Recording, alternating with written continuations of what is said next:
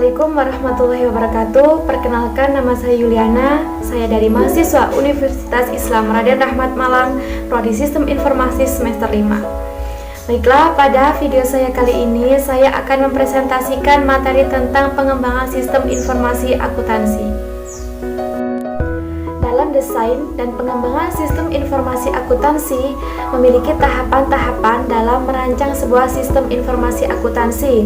Yang pertama yaitu planning atau perencanaan, yang kedua yaitu analisis, yang ketiga yaitu desain atau perancangan, yang keempat yaitu implementation atau pasca implementation. Berikut adalah tahap pertama yaitu perencanaan atau planning. Pada tahap ini, pengembangan sistem melakukan perencanaan mengenai sistem informasi akuntansi yang akan dibuat. Seberapa besar perubahan yang harus dibuat dari sistem awal? Infrastruktur apa saja yang dibutuhkan? Berapa besar kos, pengembangan, dan benefit yang nantinya dihasilkan? Hasil akhir dari tahap perencanaan ini adalah proposal proyek atau dokumen perencanaan proyek. Berikut adalah tahapan dalam perencanaan sistem. Meliputi pertama, mendiskusikan dan merencanakannya bersama dengan manajemen puncak. Yang kedua, menetapkan sebuah dewan penasihat atau steering committee. Yang ketiga yaitu menetapkan keseluruhan tujuan dan kendala informasi strategis. Yang keempat, mengembangkan sebuah rencana sistem informasi yang strategis. Yang kelima, mengidentifikasi dan menetapkan prioritas bagian-bagian wilayah tertentu dalam organisasi untuk menjadi fokus pengembangan sistem. Yang keenam, membuat proposal sistem yang akan berperan sebagai landasan analisis dan desain awal sebagai subsistem tertentu yang akan dikembangkan. Yang ketujuh yaitu membentuk sebuah tim yang terdiri dari berbagai individu yang akan bekerja sebagai dalam proses desain awal. Berikutnya tahap kedua yaitu analisis.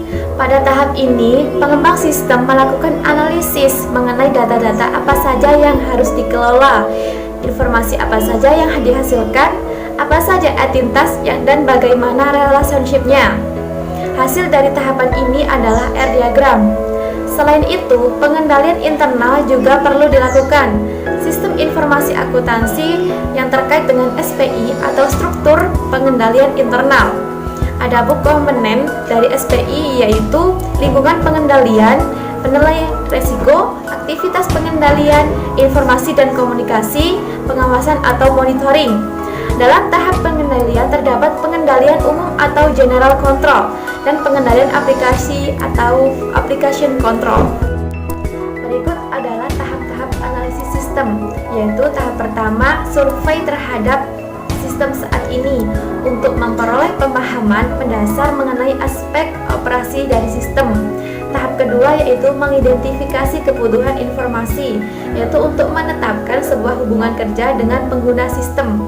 Tahap ketiga yaitu mengidentifikasi persyaratan sistem untuk mengumpulkan data-data penting yang berguna untuk pengembangan desain sistem. Tahap 4 yaitu laporan analisis sistem untuk mengidentifikasi permasalahan-permasalahan khusus yang membutuhkan lebih banyak perhatian dalam upaya desain subsequent. Berikut adalah langkah-langkah dalam analisis sistem, yaitu yang pertama mengembangkan diagram alur data logika, yang kedua menentukan kamus data, yang ketiga menentukan metode akses, yang keempat menentukan metode proses, dan yang terakhir yaitu menentukan logika proses. Berikut adalah tahap ketiga yaitu perancangan atau desain. Pada tahap ini, pengembang sistem merancang sistem informasi akuntansi dalam DBMS atau Database Manajemen Sistem. R-diagram dan pengendalian atas risiko yang mungkin muncul diterapkan dalam rancangan aplikasi DBMS sehingga akan menghasilkan aplikasi sistem informasi akuntansi. Gambar di samping merupakan cara mengevaluasi bagaimana alternatif desain sistem. Yang pertama yaitu analisis dan perencanaan sistem. Selanjutnya mengevaluasi beragam desain. Yang selanjutnya yaitu menyiapkan spesifikasi desain. Selanjutnya spesifikasi desain sistem. Selanjutnya implementasi sistem, dan selanjutnya pengendalian dan pengkajian ulang sistem. Berikut adalah teknik-teknik desain sistem. Teknik yang digunakan untuk pengembangan sistem informasi akuntansi adalah batch processing. Penerapan ini dilakukan karena meskipun teknik pengolahan data tersebut tergolong teknik yang paling tua, tetapi merupakan teknik yang cukup relevan dalam konteks penelitian ini. Adapun teknik pengolahan data yang cukup populer dibanding teknik lainnya. Teknik-teknik desain sistem antara lain yaitu yang pertama desain formulir, yang kedua desain database, yang ketiga paket desain sistem, dan yang terakhir yaitu memilih perangkat lunak dan perangkat keras. Berikut adalah tahap ketiga yaitu implementasi atau implementation. Implementasi adalah proses pemasangan hardware dan software serta membuat sistem informasi akuntansi. Proses ini terdiri dari pengembangan rencana, pengembangan dan pengujian software, mempersiapkan lokasi, memasang dan menguji hardware, memilih dan melatih personal, mengembangkan dokumentasi, serta menguji sistem. Berikut adalah cara implementasi sistem, yaitu yang pertama membuat rencana dan pengendalian untuk implementasi. Uraiannya yaitu yang pertama menguraikan proyek ke berbagai tahapan. Kedua yaitu anggaran khusus yang dapat diaplikasikan di setiap tahap. Yang ketiga yaitu waktu pelaksanaan tertentu yang dapat diaplikasikan di setiap proyek. Cara kedua yaitu melakukan aktivitas implementasi, yaitu pelatihan karyawan, mendapatkan dan memasang komputer baru, rincian desain sistem, konversi file, dan operasi pengujian. Cara yang ketiga yaitu mengevaluasi sistem baru, yaitu memastikan bahwa sistem baru beroperasi sesuai dengan yang direncanakan. Berikut adalah tujuan dari pengembangan sistem informasi akuntansi. Yang pertama yaitu menambah nilai bagi perusahaan.